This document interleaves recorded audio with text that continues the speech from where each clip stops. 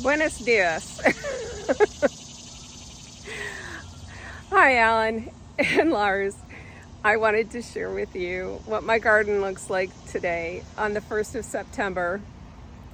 And still need the hat because it's pretty hot here in Atlanta still, but just wonderful weather. It's like about 82 degrees. And I think I finally solved how to keep the deer out of my garden. And hopefully you'll agree as well. We've got a lot more bloom happening with zinnias and cosmos and cleome. So I've had a challenging year when it comes to the deer population in our neighborhood. And I've tried a lot of different things throughout the summer, and we are now at September 1st. And I think I've finally found a solution as demonstrated by how much is in bloom in this garden bed. These zinnias were grown from seed starting on July 1st, and I have been covering my garden probably since the 1st of August, completely covering it in a bird netting that is completely covered the top and the sides of this entire bed, which is 7 feet wide by 50 feet long. And this has been the most challenging year that I've had to date. I've been working on my gardens here at my house for probably 17 years. And I'm just thrilled to finally find something. We actually tried covering them with bed sheets at night. Individual plants were covered with various types of netting. And nothing was really keeping the deer from snacking at the salad bar. So very happy with with all of this bloom here in September. And we've got at least another 2 months of growing season to go. Of note, I've got the cleome, which the deer have not eaten, but it actually has grown through the netting and bloomed, and it actually helps to hold up the netting over some smaller plants, which is great. The pollinators have found their way in, including some painted lady butterflies, which they're slightly captive from time to time, but there's a few gaps in the net here and there, and they're enjoying all the nectar. And especially important to me was to protect my dahlias. Here we're going to go under the net. Oh, and we have a grasshopper. Okay, so yeah, that comes with the season. So we've got these beautiful dinner plate dahlias, and this is kind of a lush peach color, which has been great. And we're lucky to have them because it's been very difficult to protect them. And we also had a wet May and June, so some of them did not make it because of that. We have cosmos, which doesn't particularly like being tethered, but some of them have grown through the net, which is great, and they can bloom. They're quite tall, and they're probably the tallest thing in the bed and holding up the net. But at least they're not being completely eaten, and it looks like there's a lot of buds to come. Here are some really darling Chinese forget-me-nots. They are sky blue. There's very few flowers that are a true blue. And these are very reliable. And if you see the seeds, they self-seed readily. And they're like Velcro. So I will have these stuck to my gloves and my apron the whole time that I tend to them. But they're very good at self-seeding, and they're darling in between bigger plants. Here we've got the threadleaf moonbeam coreopsis, and it's really heat and drought tolerant, and the deer have definitely left it alone even without the netting. And it's this lovely light shade of yellow, very low growing, makes some beautiful edging. and next to it is one of the zephyranthus that has just bloomed. These come up from bulbs and they are prolific. They're very easy to thin and to share. And the neat thing is they call them rain lilies because every time there's a good rain, they will all bloom at once, and the buds will develop, it seems, in 24 hours, and they all bloom at once, and they're amazing. Here is a drift rose called Sweet. I've had these and have layered these for several years now. There's a disease that I've managed to avoid, which is the rose rosette disease that's kind of making its way across the country. I do recognize that it's called witch's broom because it does form kind of a deformation of the new growth, and there's no cure for it, and so the few that have shown even a tiny sign of it, I've immediately dug up the plant, thrown it away. That's how it is so invasive in terms of it spreading from plant to plant. It's carried by a microscopic mite that floats on the wind. And my neighbor had some diseased plants, so I've been watching these very, very carefully over the last few years, but somehow we have managed to avoid it. Look at how tiny these little buds are. They're really precious when they're starting to flower. And it's a very floriferous plant, and it's very hardy in terms of care. I mean, as roses go, this is very floriferous and not too fussy. And it layers well. I've really been able to create a lot of plants just by them self-rooting. So here are the zinnias that were planted from seed around the 4th of July, and we had to keep them covered even as small seedlings so they wouldn't get too attacked by the wildlife, but very happily enjoying, along with the butterflies underneath my bird netting, I'm enjoying these senorita variety. They are a true peach color. They're quite nice, and the pollinators love them. I don't know if you see the butterflies on the outside of the net, and he can still kind of get to the anthers of that one that's just at the top. And then these are the smaller ones, are Lilliput, and those are charming. But I'm hoping to collect lots of seed from these peach ones because they're lovely. Here is another that came in the packet, is a nice buttery yellow. So I'm sure that was just part of the pair that they hybridized to get the peach, but they're lovely. All of them are very interesting. There's a little picotide variety over here as well, kind of a cherry pink with the white edge, and they look really lovely against the sweet drift rose along the border. And I'm very happy that we've got so much in bloom all at once. So the Gara is putting on its second flush of bloom. I don't know if it'll be as robust as the first, but I did deadhead after the 4th of July, hoping that we'd get another big flush of bloom. You can see that this is completely covered with netting over the top as well as down the sides. There's a few gaps that just the netting failed, but that's interesting to see that the butterflies have managed to come in and out through that gap. Some are held captive, as this one is a little bit confused, but overall the pollinators are really still able to enjoy this garden, and that was important to me. The neighbors are also enjoying it, and that was the main purpose of my yard. Garden out front is really to share it with my neighbors, and they've enjoyed it this year.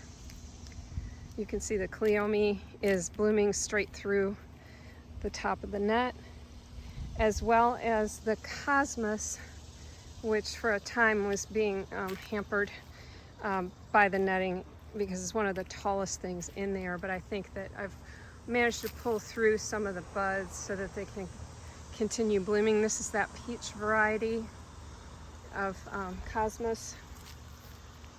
Some of the blooms, you can really tell there's a striation of color on them. The balloon flower is all finishing up. That's a giant peony. It was quite a bowl of beauty peony that bloomed early in the spring that gives nice structure to the garden. We have some gaps here. We had a very wet start to the season and not everything made it. We did have a lot of foxglove that self-seeded in here, and of course the plants died off after they were done blooming. So still have some gaps to fill next year. I'm gonna make note of that. We've got this other dahlia blooming here. The liatris did wonderfully, and I've actually left the spikes so they can self-seed. They've really started some great number of colony of the corms that will mature next year, and lots of seed there. But I saw the purpose of leaving it here is really to help hold up the net, to take some of the pressure off of the adjacent plants. And then we have some more cosmos down here along with the drift roses. I do wish that I could set these free a little bit more because it would just look so much prettier. But I really love this variety.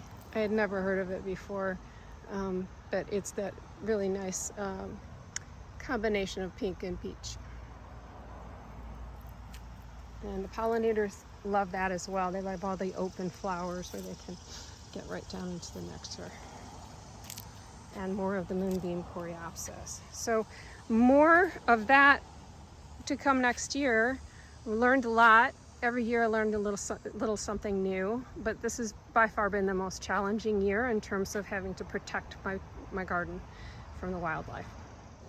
So here's another example of what I've done successfully to protect my roses from the deer eating the buds. And the wider netting is actually more practical on a bush this size because as it grows, and it might grow through the netting, it's easier to readjust without popping the flower heads off, as opposed to the bird netting. The bird netting will literally just pop all the buds off, and then the deer still end up shearing all of the buds because it comes through. And this is a good example of where there's multiple buds that are coming through, but if I can adjust this slightly, don't know if I can do it with one hand, without completely losing the flower, then we can make sure that those buds aren't eaten.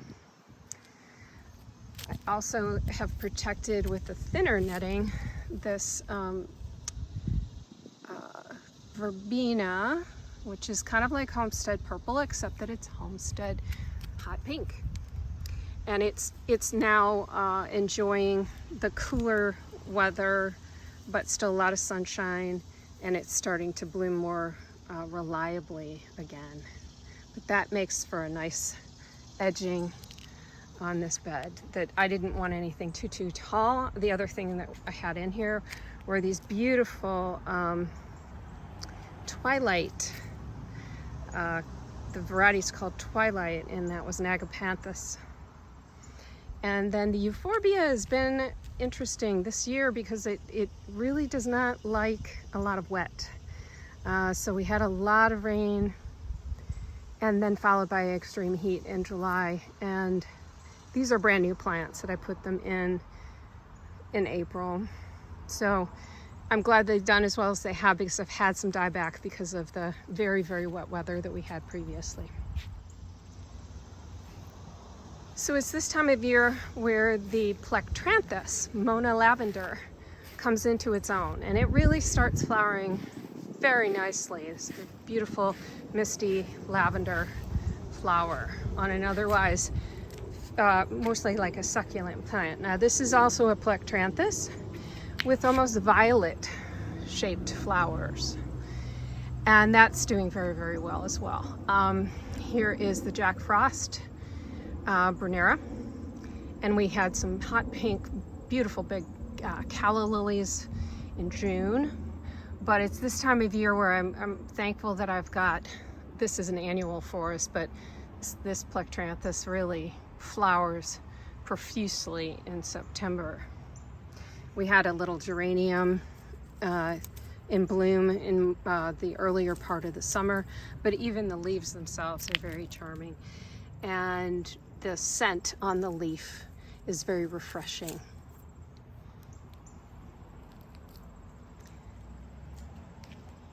Have a second bloom happening on the clematis, and that's a Jackmanii. That's one of the more reliable ones that flowers prolifically.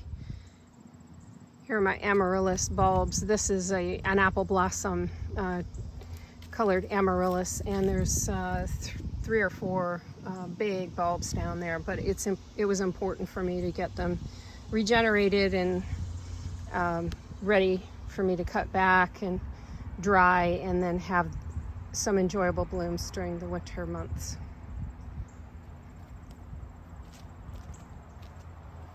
We also had some Peter Pan agapanthus. Those are very beautiful blue ones, small scale. Morgara, that's getting ready to rebloom. Lots of Zephyranthus along with the Muscari. Now Muscari greens up this time of year for us, and I think it's just to get the bulbs ready to actually bloom in the spring. And that has been very reliable. Here's another Plectranthus, is what people refer to as Swedish ivy, and that's very durable as well.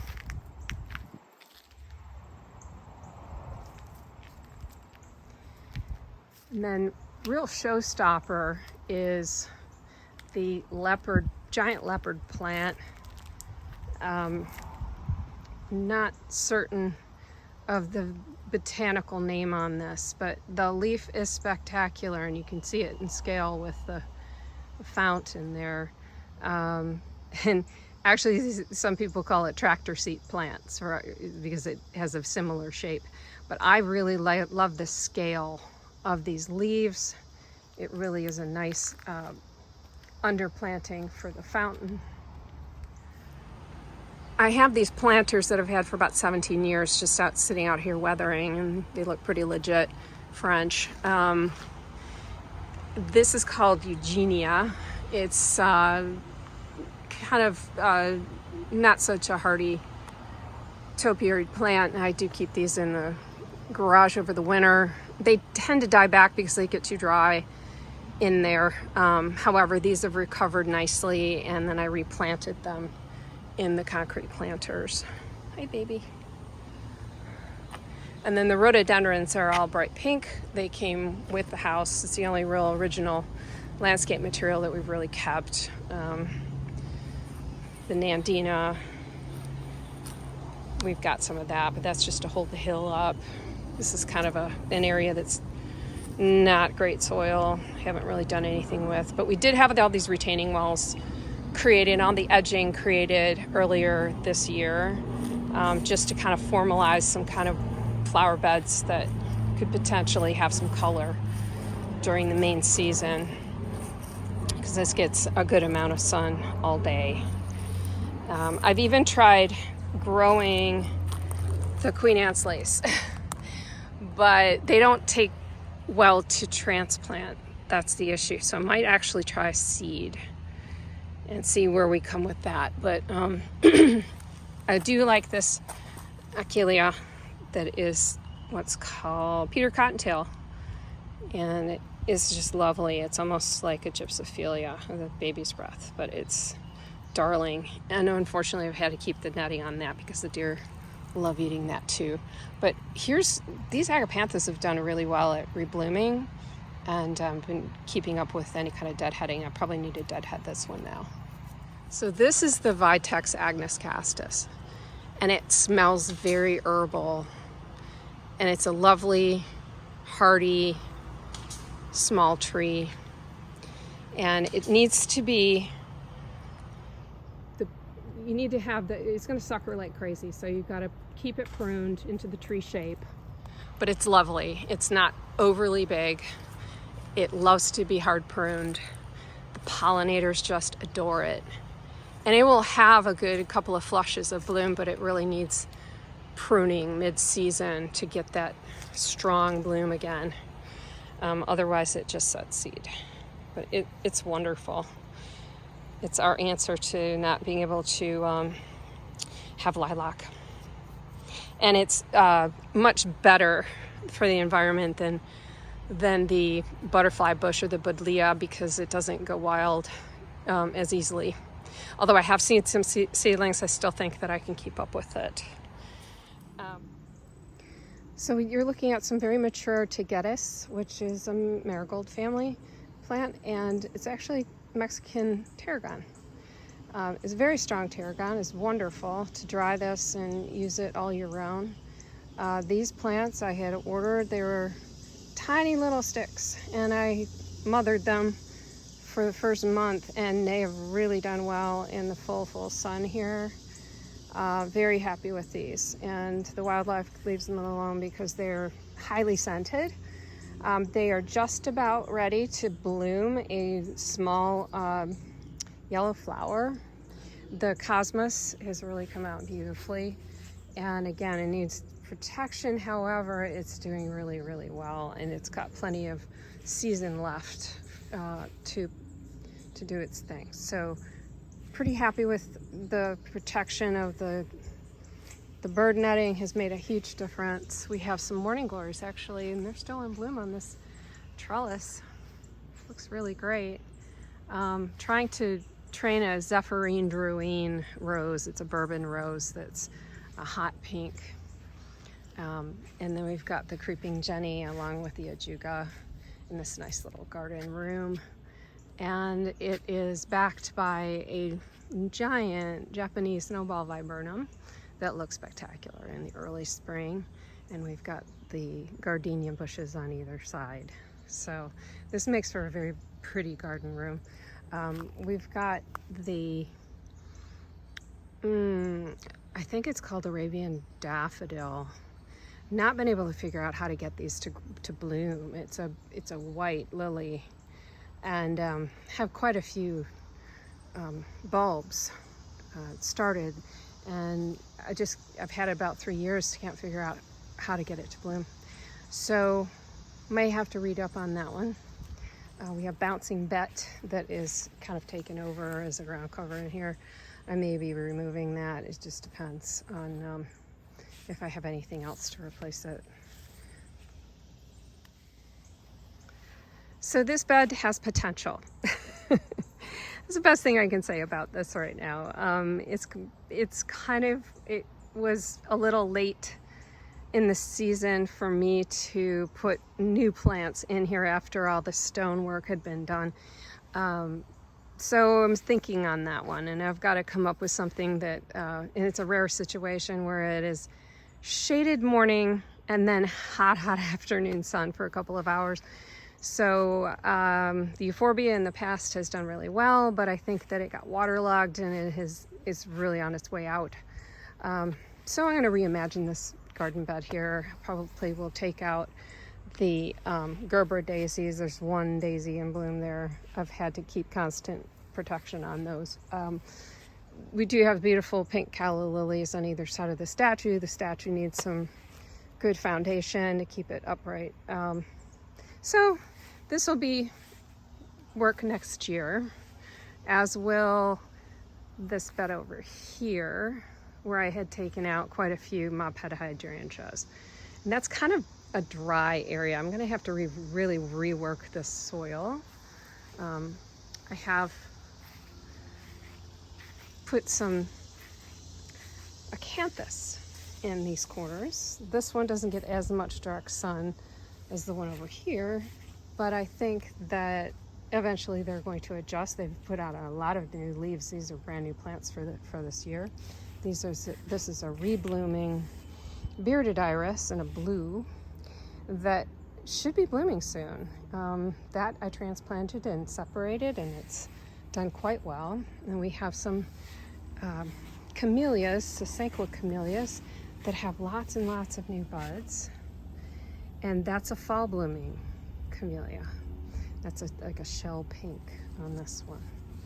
And there's a whole hedge of Sasanqua camellias, Jean May and Winter Star, that will be blooming soon.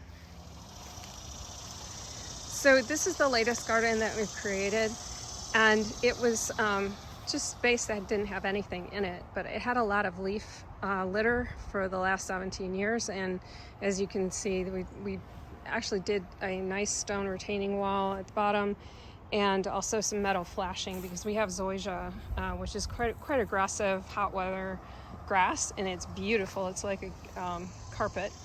And yes, lawns here are pretty mandatory in the suburbs. There's our garden cat. This is Ringtail for obvious reasons. She's got a little ringtail.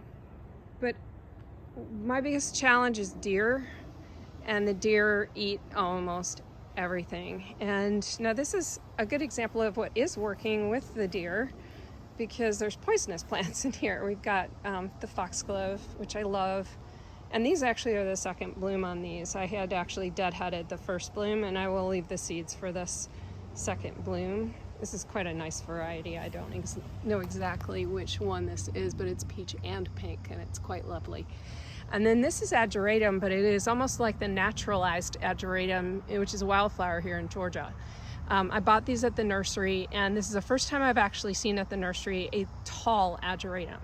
And that has done quite well, but I will treat this as an annual.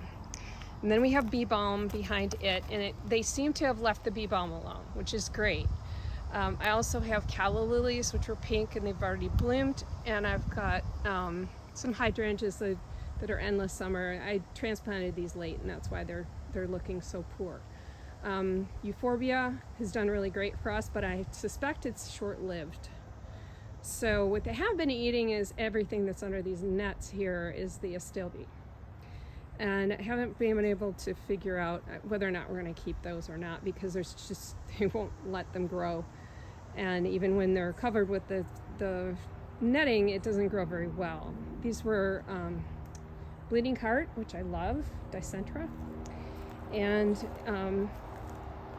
this is struggling, but this is Celine. And I probably need to deadhead those, but it's a nice variety that's variegated. We are very hot and dry right now. We had an extremely wet May and June, followed by very hot July that's been very dry. So Alan knows full well how extreme our weather can be in Georgia. And we are dealing with heavy clay soil. So I had prepared soil brought in that had an element of river sand and compost and screen top soil.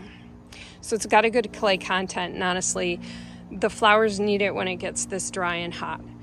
The Gara is fine, but the deer were eating it when it first came out, and I had it covered in very tight bird netting in order to keep them from eating the greenery. But it's in full bloom now.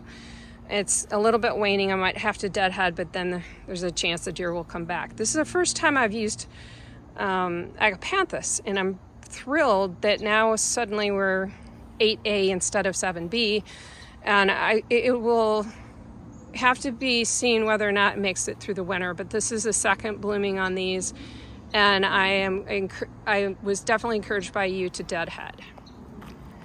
So this is the yarrow, Achillea, I think it is. This is the lavender one, which is very pink, but it's a pretty clear pink. It's not too dusty pink. This is a nice bright pink. But I have not deadheaded these, and I probably need to. You can see the new growth that has sprouted after its first bloom, but I haven't deadheaded anything that has bloomed prior. So good news on that is that the deer are not eating it. So far so good. The acanthus wilts quite a bit in the late afternoon as we're just blasted with sun in this area, because I'm facing pretty much due east. We've got this wonderful southern exposure on the one side of our yard, so it's at about 2 o'clock 1:30, 2 o'clock in the afternoon here in July, we're getting full sun on most of this garden, and then for the duration of the day. And then I've got these peonies that are just hanging on because they don't like the heat, but they do bloom. These are brand new. There's only a couple that were in for about a year now. So those are pretty long-lived, but they take a long time to establish. Tropical jasmines that I'm raising and I've propagated from cuttings is the Grand Duke Supreme, which is the largest jasmine form that there is, and it's an offshoot of the Grand Duke of Tuscany, which has what I think is the best scent in a jasmine. So they're a little bit smaller flower. This one's still in bud, but they're so heavily fragranced. They are used in the perfume industry. I'd also like to highlight the night blooming cirrus succulent that I have. These will start putting out a bunch of buds along the leaf joints, and they'll mature over a few days as far as the bud, and then they bloom for just one night, and they bloom after dark, and they might still be blooming as the sun's rising the next day. They're spectacular. The flowers about the size of my hand. They're white and they're scented, and they're lovely. So here's my night blooming cirrus. They've really done an amazing job of blooming in the last few days. They're incredible. Smell very sweet too.